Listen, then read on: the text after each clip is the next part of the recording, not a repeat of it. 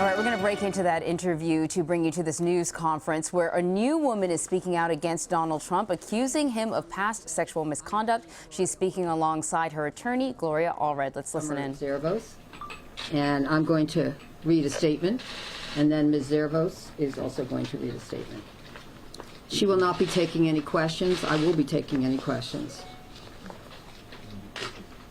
Today, another woman has courageously come forward to accuse Donald Trump of engaging in an inappropriate sexual conduct with her. Summer Zervos was a candidate on The Apprentice on season 5. When she first met Donald Trump, she had great admiration for him. Unfortunately, because of what she alleges that Mr. Trump did to her behind closed doors, she is now deeply disappointed in him and feels hurt, betrayed, and embarrassed by the way that he treated her. Many people ask why accusers are coming forward now to allege sexual misconduct by Mr. Trump. The answer is simple. Some may have held what they allege as a secret within them for many years. Some may have thought they would not be believed against what they thought would most likely be a complete denial by a rich, powerful celebrity. Some may have feared the wrath and retaliation of Mr. Trump and some of his supporters. Some may have thought that they were the only ones who were victimized. Much of that changed when Mr. Trump's own words on the Access Hollywood tape broadcast last Friday described his assaults on women in obscene language that Mr. Trump later described as locker room talk. This language was shocking and disturbing to many women and to men. Even more troubling for many women after the broadcast of that tape was Mr. Trump's blanket denial in the debate that even though he had used those words, he had never engaged in the actions he had described. That denial, in my opinion, triggered what is happening now. For Summer Zervos, the Access Hollywood tape hit a nerve. She had not intended to come forward prior to hearing Mr. Trump's words on that tape. But after hearing Mr. Trump on it, she decided that it was her duty to speak out. At or near the time of what she alleges was Mr. Trump's sexual misconduct towards her, she did share with two people close to her what she experienced with Mr. Trump, but she told nobody else.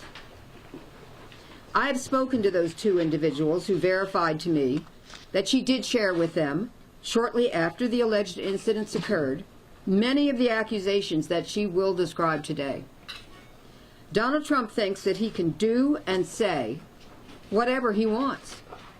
He believes that he can go on national television and deny that he acted on his outrageous and disgusting beliefs as captured in his own words on tape and played throughout the country for all to hear. His response that it was all locker room talk is chilling when you consider the words coming from a man seeking the highest office in the land. A number of women have come forward who claim that it was more than just talk. He allegedly accosted a woman on an airplane, pinned another against the wall, and shoved his tongue down her throat.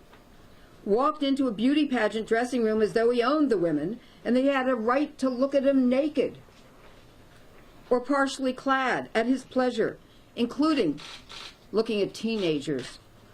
To all of these women, Donald issues staunch denials and threatens to sue the newspapers that report their accusations. He thinks that he can say whatever he wants and then muzzle his accusers.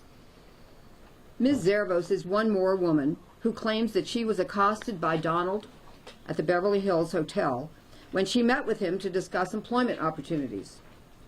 This is very near and dear to me, as I have spent the last 40 years fighting for women who allege quid pro quo harassment, for example, having to perform sexual favors in order to get a job, or who are seeking advancement. Instead of a job, Ms. Zervos claims that she got the Donald all over her, kissing her, touching her breast, and leading her into his bedroom. Donald before you can become President of the United States, you must first learn how to treat women with respect.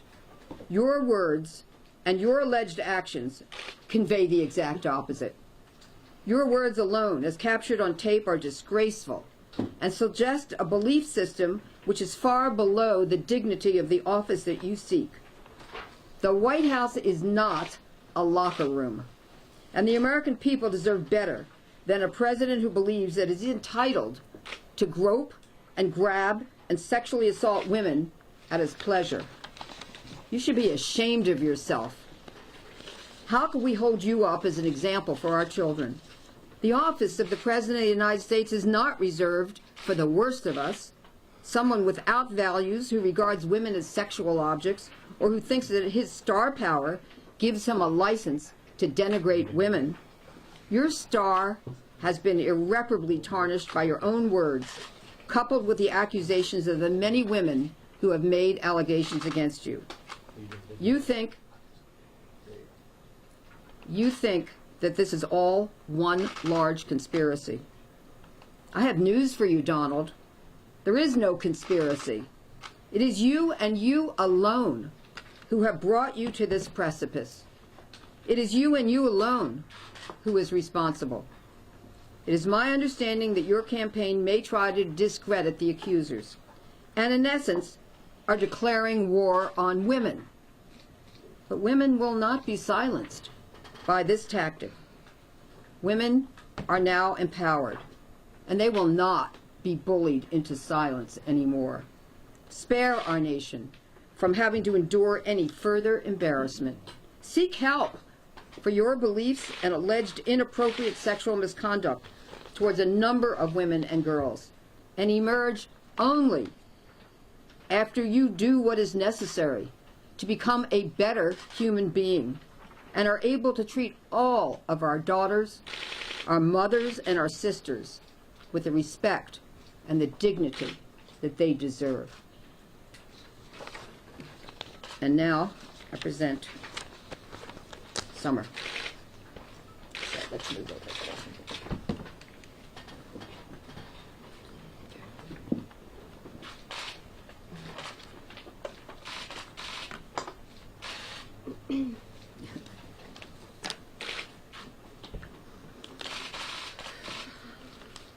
I met Mr. Trump when I was a candidate on The Apprentice in season 5.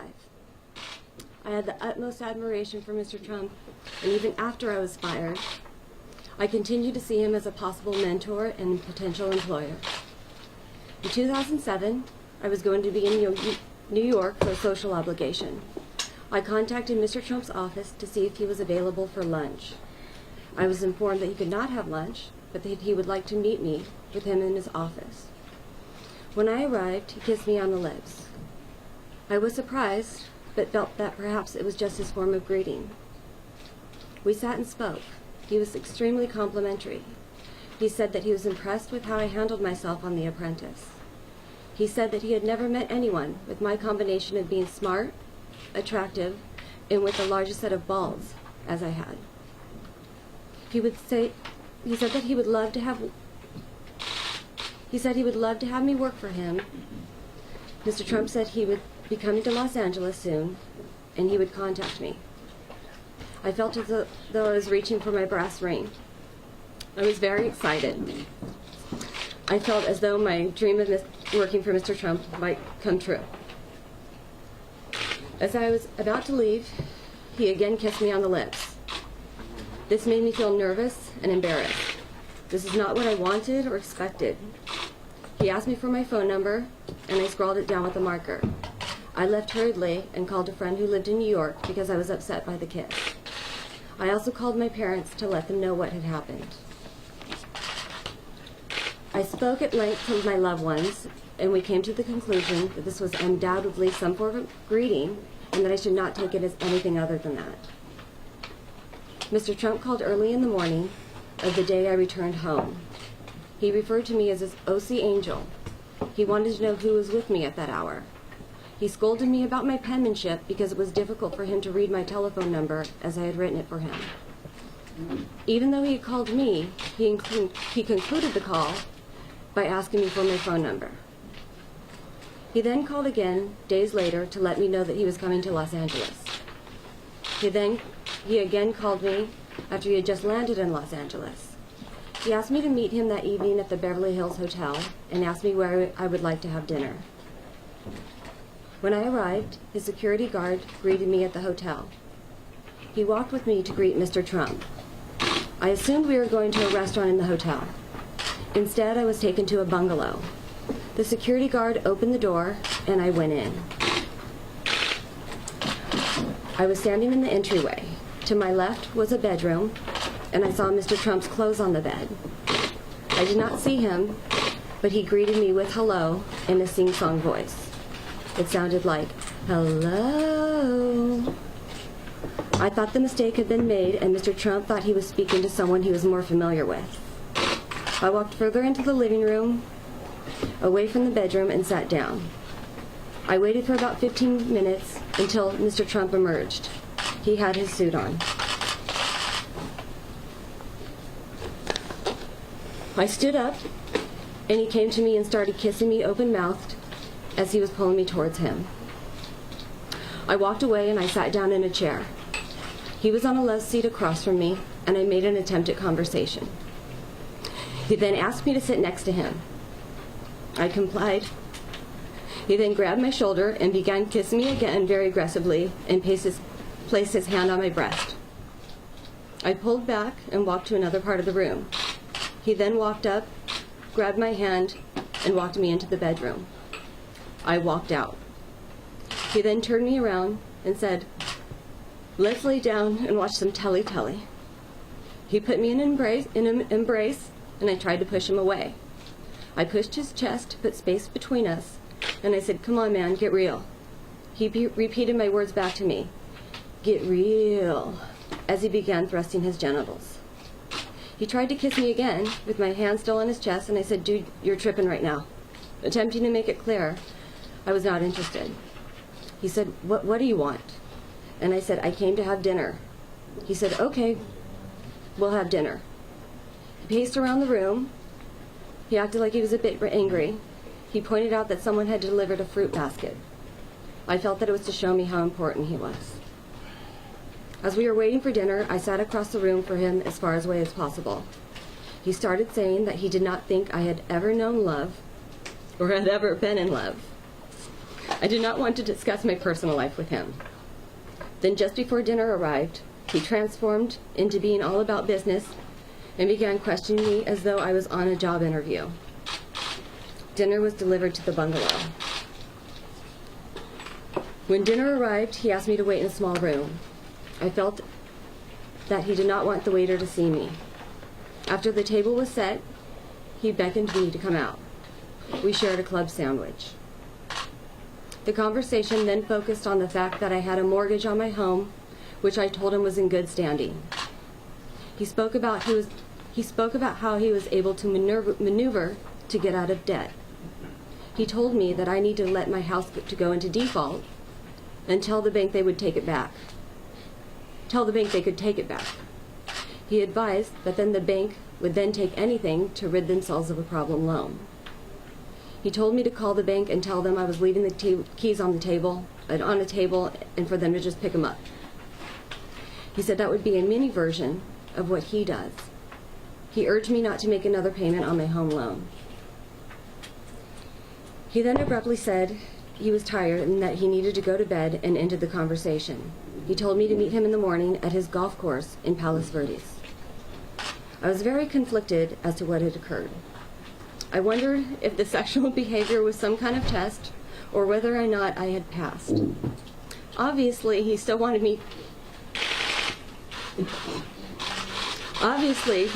to talk to me about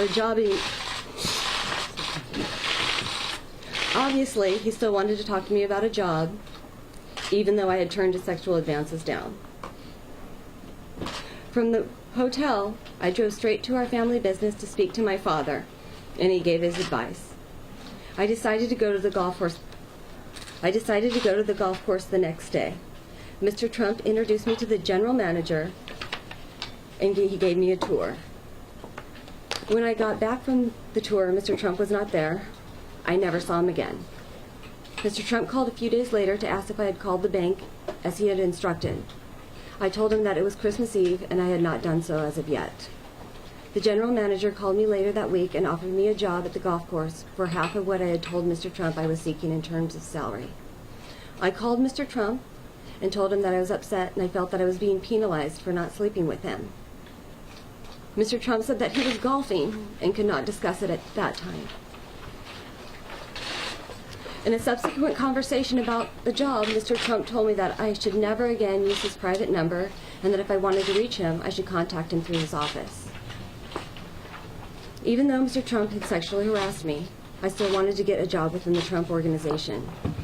I felt that since I had made it clear to him that I was not interested in having a sexual relationship with him, that if he gave me a job it would be based solely on merit and we would be able to work together. When I contacted Mr. Trump, he asked me to send him a letter setting forth jobs within his organization that I felt I was well suited for, which I did. When I subsequently spoke with him, he gave me the runaround. He told me that he had not received the letter that I sent him, and then told me that he could not afford to hire me as he was laying off thousands of employees.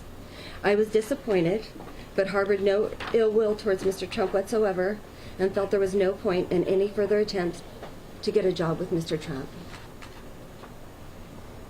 During Mr. Trump's fight for the Republican nomination, I saw and heard Mr. Trump nonstop on television and in the news. Customers at my restaurant asked about him as they knew I was a contestant on The Apprentice. I always complimented and never said anything about what we had done at the Beverly Hills Hotel. However, this caused me a great deal of pain and anguish, and I felt the need to confront Mr. Trump and ask him to apologize for his behavior. I also thought he might have been embarrassed by his behavior, and this would provide him with the opportunity to clear the air. I had no idea about his behavior with other women at the time. Therefore, I contacted his secretary in April of 2016 and asked if I could reconnect with Mr. Trump. Forgive me. I did not tell her why I wanted to speak with him. She responded that perhaps his campaign team would follow up with me. I then wrote his assistant an email on April 21st, 2016, asking her to send my email directly to Mr. Trump. In that email, I stated, "Your interest in me as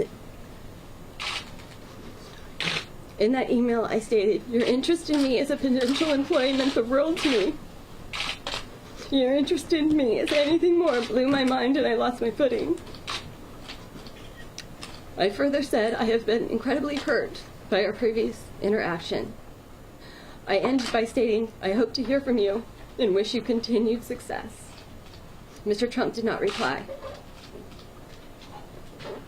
"Mr. Trump, when I met you, I was so impressed with your talents that I wanted to be like you. I wanted a job within your organization. Instead, you treated me as if an object to be hit upon. I was incredibly embarrassed by your sexual advances and shared this information with a select few people close to me. Mr. Trump, today I feel that you were interested in me only because you wanted to have a sexual relationship with me and for no other reason. After hearing the released audio tapes and your denials during the debate, I felt I had to speak out about your behavior. You do not have the right to treat women as sexual objects just because you are a star." Thank you.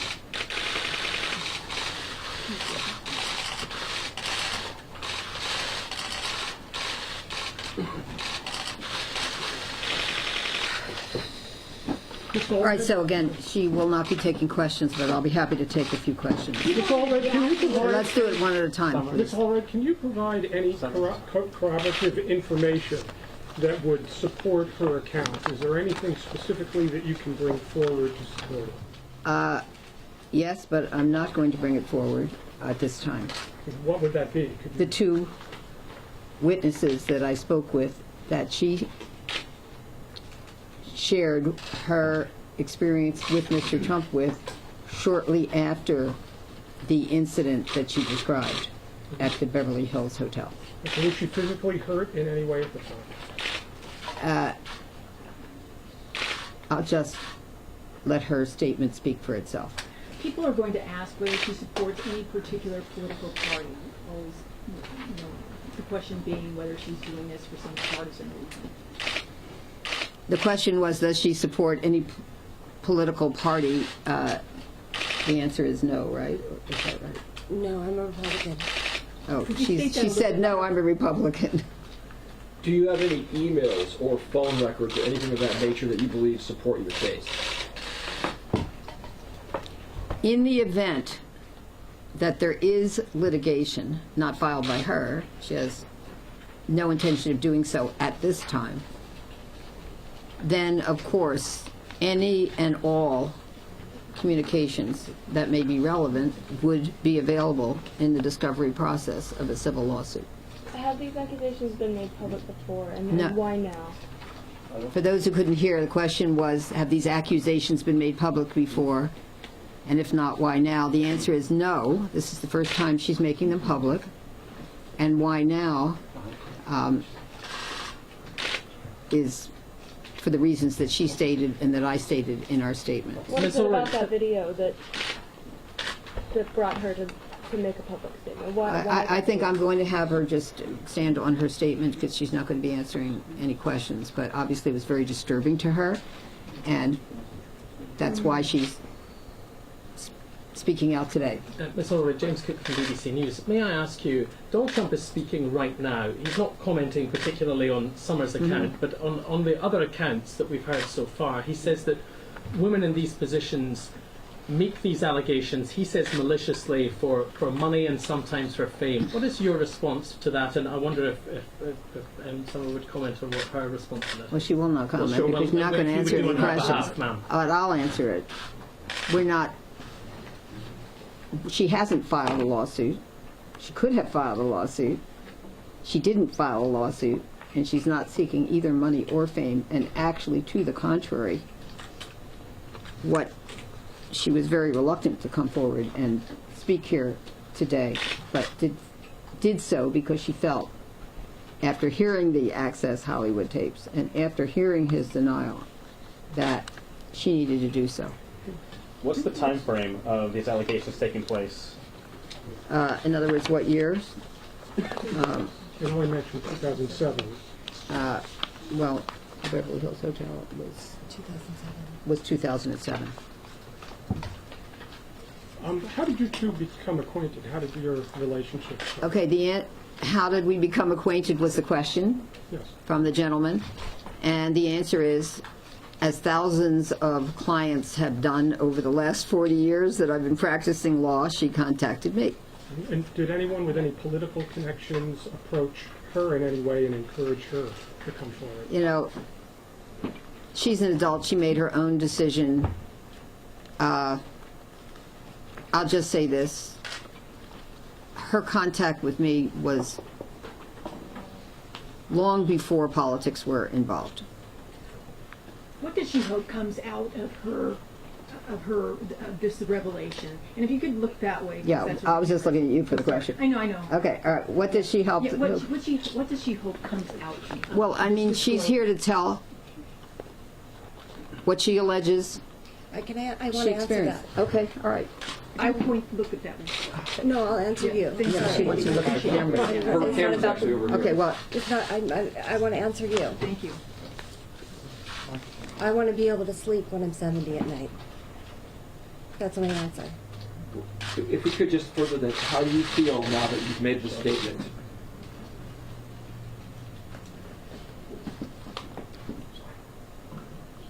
This is a new experience, so a lot of emotions going on right now.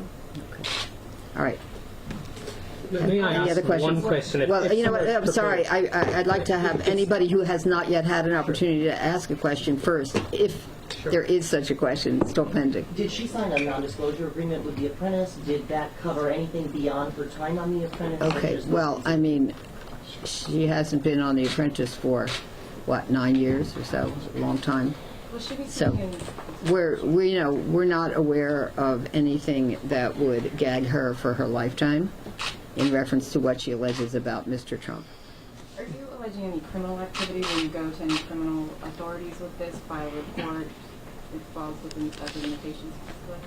No such report has been filed with anyone at this time. Okay. May I ask what she thinks about the idea of Donald Trump being president? I wonder if she's prepared to answer that in her own words. No. I think it's. Did you let me ask you, or do you know? I think I'm good. Good. Okay. All right. So we know that there are other people waiting. So we need to conclude the press conference. I'm sorry, you had one question. I'll take your last question. We have been listening to a press conference with attorney Gloria Allred and the latest woman to accuse Donald Trump of sexual misconduct. Her name is Summer Zervos, and she was a contestant on The Apprentice Season 5. She gave a very detailed, emotional statement.